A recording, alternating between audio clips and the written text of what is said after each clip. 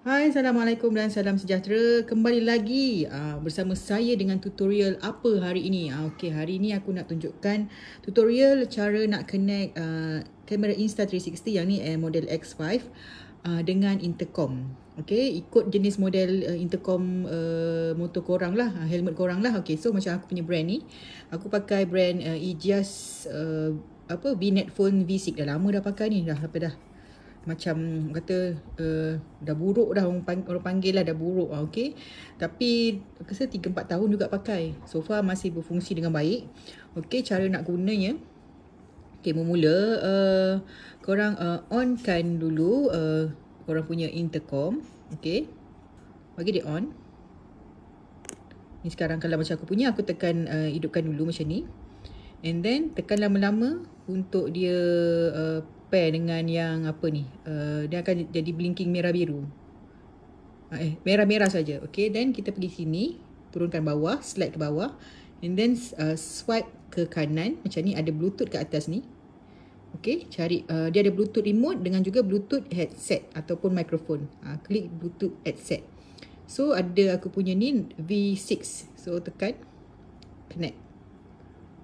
So nanti dia akan dah connect lah. Bermakna kalau korang pergi ke kamera biasa macam ni, korang akan nampak dia punya gambar mikrofon kat atas ni. Sekejap.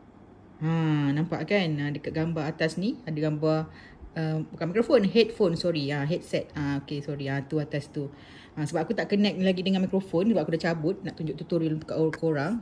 Allahu Akbar. Okay, ni. Nanti aku tunjukkan dia punya contoh bunyi dia, contoh audio dia.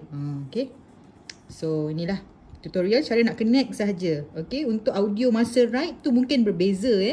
Okay.